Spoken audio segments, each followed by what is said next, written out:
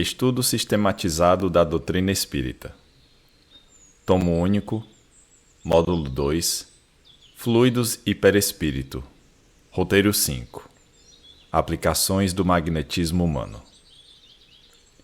Objetivos específicos: identificar as principais formas de aplicação do magnetismo humano espiritual na casa espírita, explicar como o magnetismo humano espiritual é utilizado na casa espírita.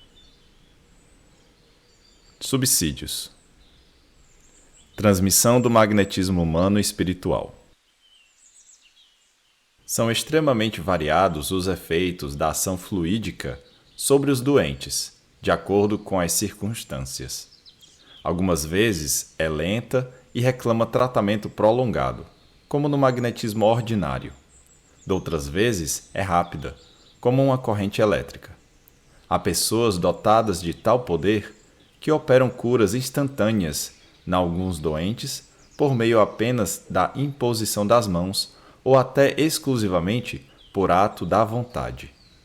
Entre os dois polos extremos dessa faculdade há infinitos matizes.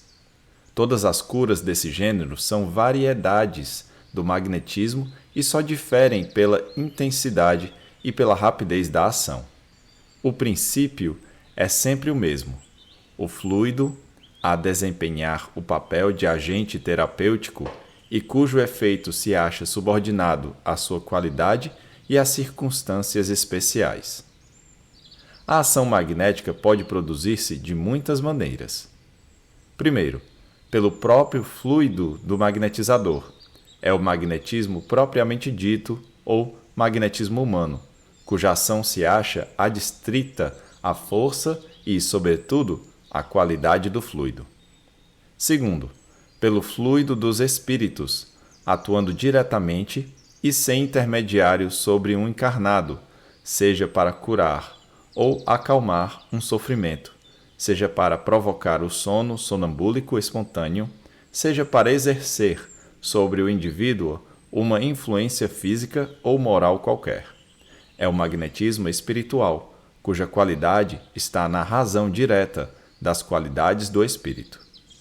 Terceiro, pelos fluidos que os espíritos derramam sobre o magnetizador, que serve de veículo para esse derramamento.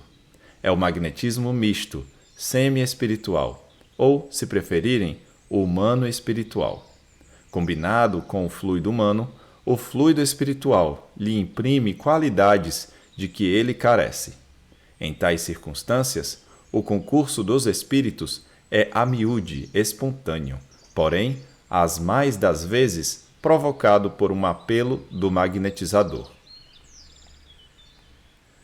Utilização do magnetismo humano espiritual na casa espírita. O passe. O magnetismo misto é a forma usual de aplicação do passe na casa espírita. O passe é uma atividade espírita sistematicamente desenvolvida nas instituições espíritas por trabalhadores anônimos.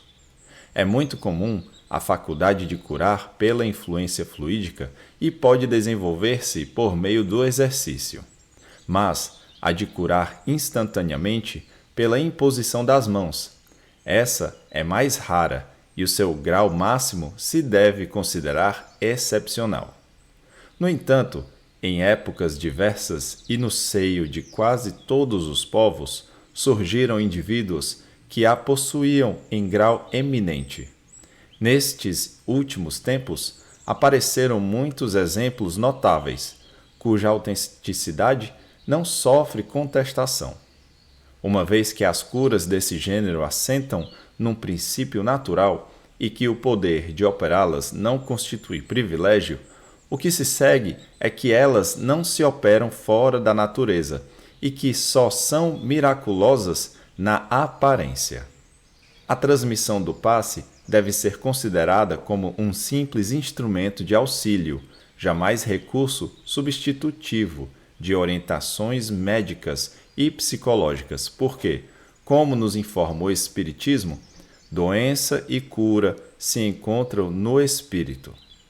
A ação moral desequilibrada do indivíduo afeta o seu perispírito e como o perispírito do encarnado está intimamente ligado ao seu corpo físico, o desajuste vibratório de um afeta o outro, produzindo, em consequência, as doenças.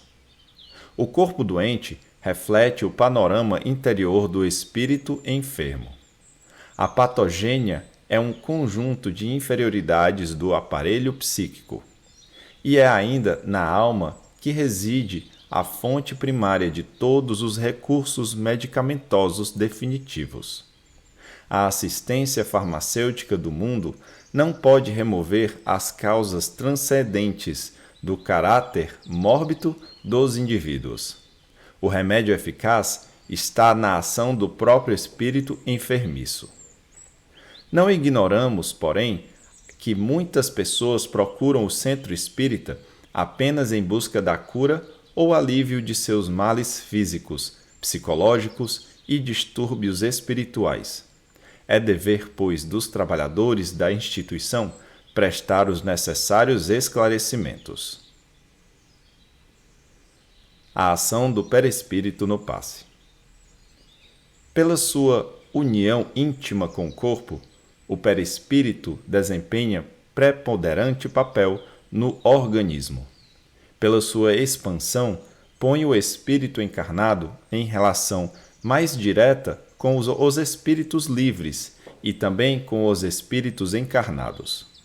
O pensamento do encarnado atua sobre os fluidos espirituais, como o dos desencarnados, e transmite de espírito a espírito pelas mesmas vias, e conforme seja bom ou mal, saneia ou vicia os fluidos ambientes.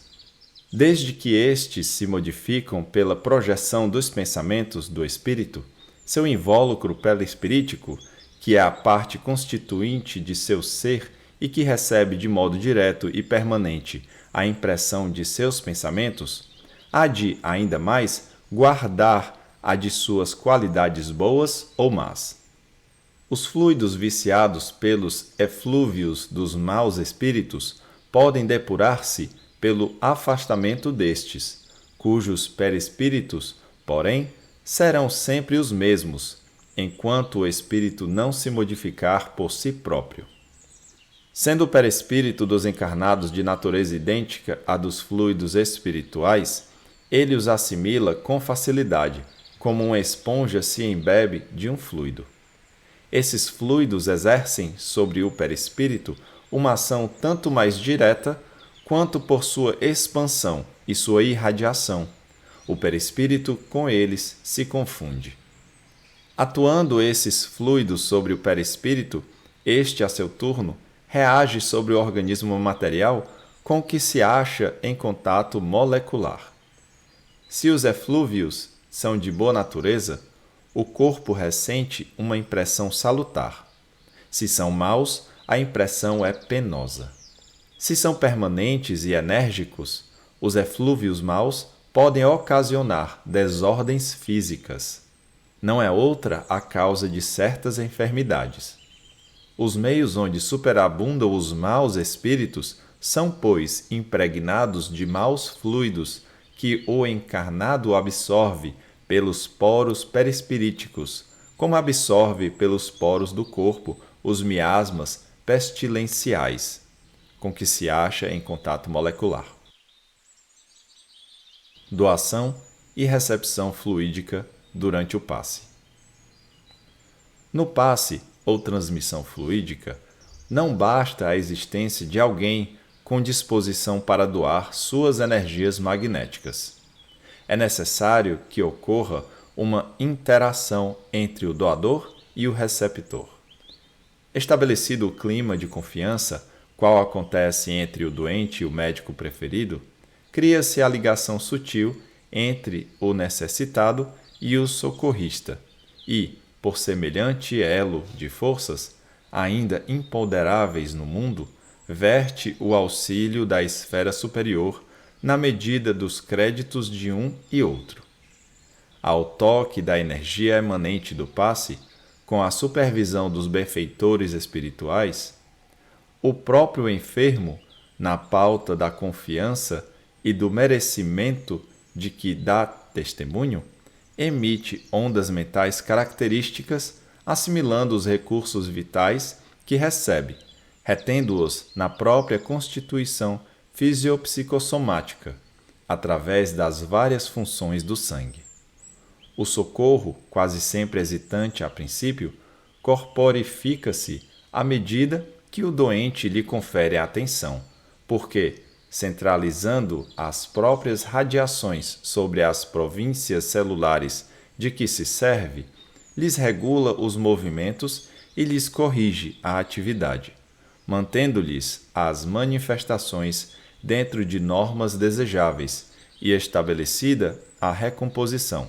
Volve à harmonia orgânica possível, assegurando à mente o necessário governo do veículo em que se emolda.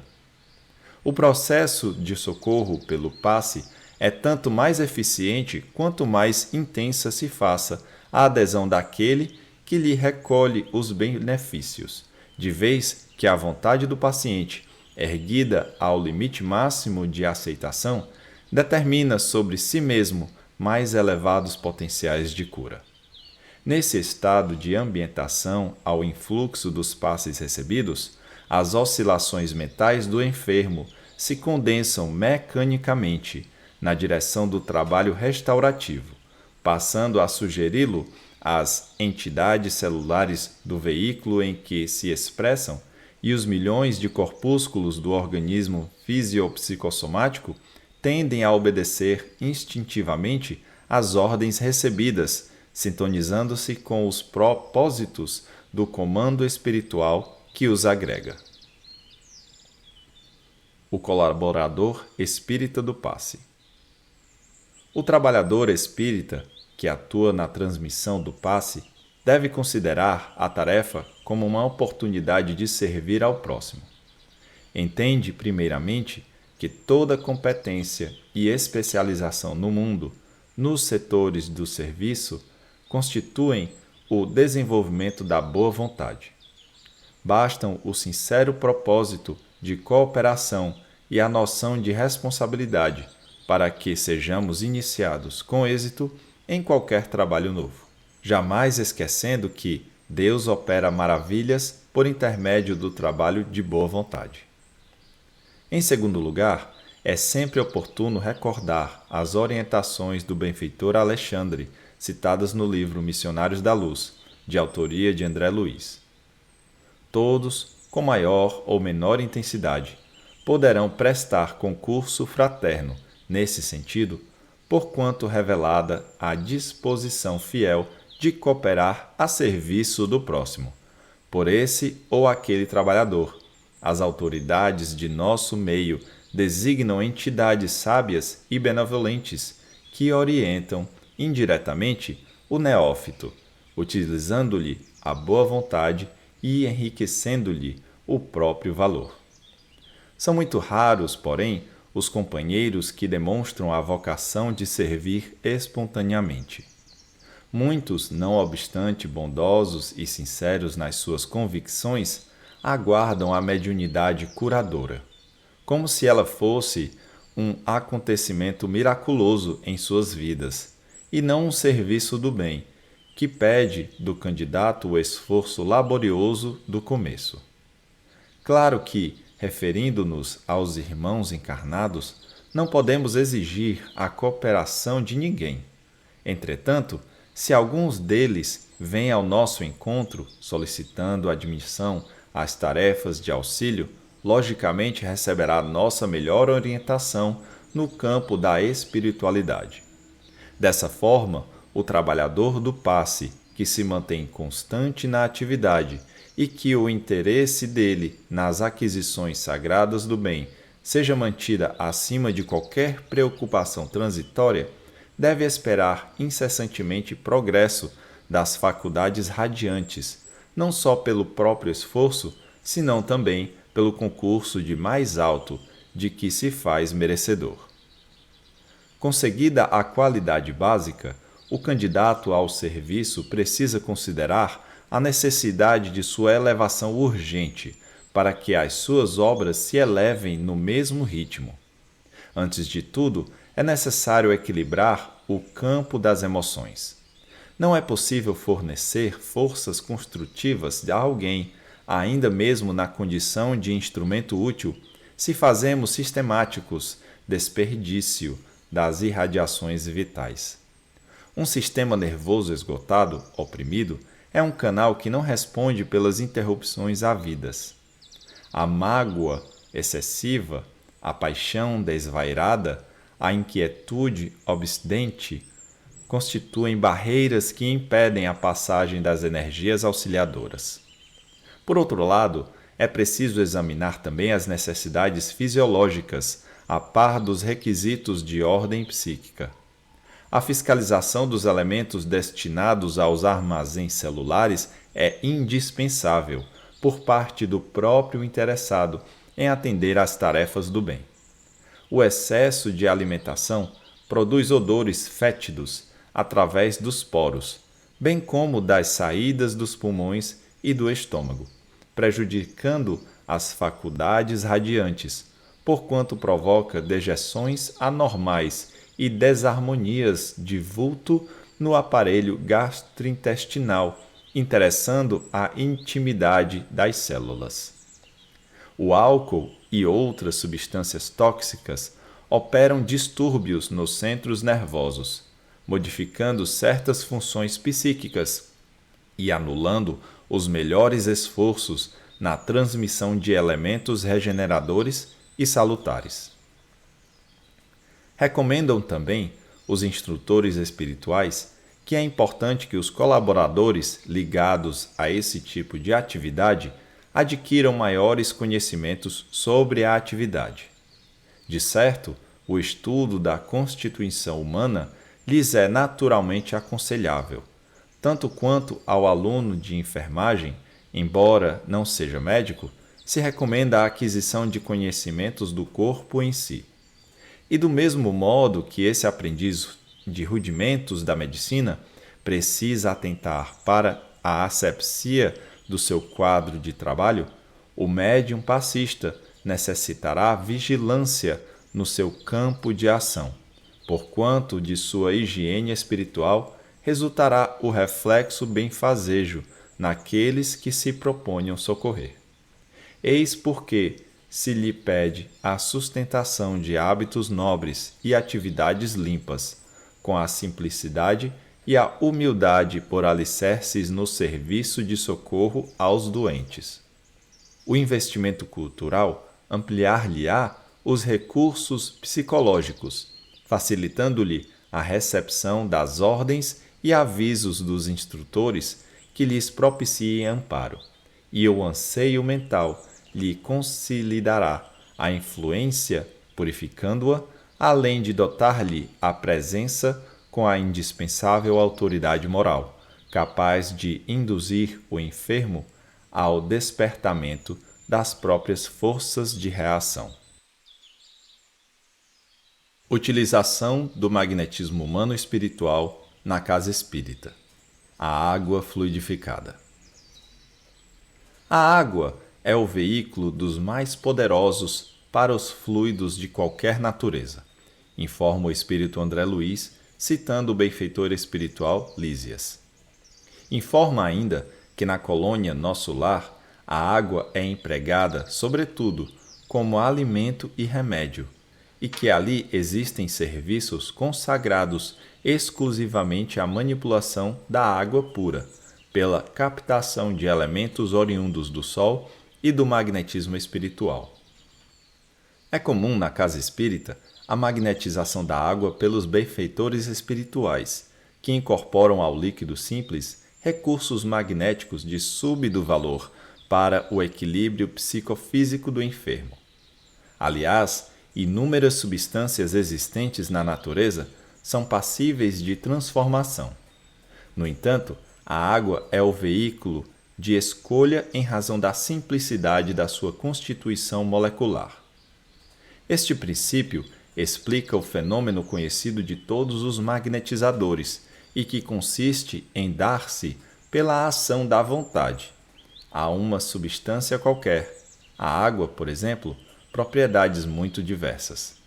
um gosto determinado e até as qualidades ativas de outras substâncias. Desde que não há mais de um elemento primitivo e que as propriedades dos diferentes corpos são apenas modificações desse elemento, o que se segue é que a mais inofensiva substância tem o mesmo princípio que a mais deletéria. Assim, a água, que se compõe de uma parte de oxigênio e de duas de hidrogênio, se torna corrosiva, duplicando-se a proporção do oxigênio. Transforma-se em água oxigenada, que, não diluída, é potente corrosivo. Transformação análoga se pode produzir por meio da ação magnética dirigida pela vontade. É assim que as mais insignificantes substâncias podem adquirir qualidades poderosas e efetivas sobre a ação do fluido espiritual ou magnético ao qual elas servem de veículo, ou, se quiserem, de reservatório. Utilização do magnetismo humano espiritual na casa espírita. A prece. A prece caracteriza-se como uma importante prática espírita recomendada pelos próprios espíritos orientadores da codificação espírita. Sem dúvida, a oração é prodigioso banho de forças, tal a vigorosa corrente mental que atrai. A oração, com o reconhecimento de nossa desvalia, coloca-nos em posição de simples elos de uma cadeia de socorro, cuja orientação reside no alto. Pela prece, obtém o homem o concurso dos bons espíritos, que ocorrem a sustentá-lo em suas boas resoluções e a inspirar-lhe ideias sãs. Ele adquire, desse modo, a força moral necessária a vencer as dificuldades e a volver ao caminho reto, se deste se afastou. Por esse meio, pode também desviar de si os males que atrairia pelas suas próprias faltas.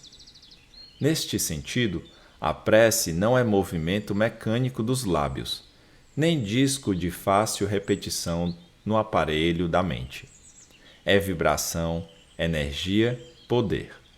A criatura que ora, mobilizando as próprias forças, realiza trabalhos de inexprimível significação. Semelhante ao estado psíquico, descortina forças ignoradas, revela a nossa origem divina e coloca-nos em contato com as fontes superiores. Por exercer a prece uma como ação magnética, poder-se-ia supor que o seu efeito depende da força fluídica. Assim, entretanto, não é.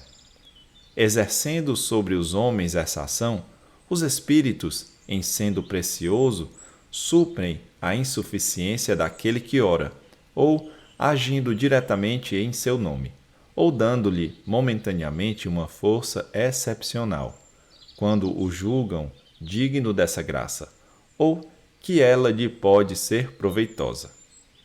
O homem que não se considere suficientemente bom para exercer salutar influência, não deve, por isso, abster-se de orar a bem de outrem, com a ideia de que não é digno de ser escutado. Está no pensamento o poder da prece, que por nada depende nem das palavras, nem do lugar, nem do momento em que seja feita. Pode-se, portanto, orar em toda parte e a qualquer hora, a sós ou em comum. A influência do lugar ou do tempo só se faz sentir nas circunstâncias que favoreçam o recolhimento. A prece em comum tem ação mais poderosa, quando todos os que oram se associam de coração ao mesmo pensamento e colimam o mesmo objetivo, porquanto é como se muitos clamassem juntos e em uníssono. Mas, que importa seja grande o número de pessoas reunidas para orar, se cada uma atua isoladamente e por conta própria? 100 pessoas juntas podem orar como egoístas, enquanto duas ou três, ligadas por uma mesma aspiração, orarão quais verdadeiros irmãos em Deus, e mais força terá a prece que lhe dirijam do que as das 100 outras.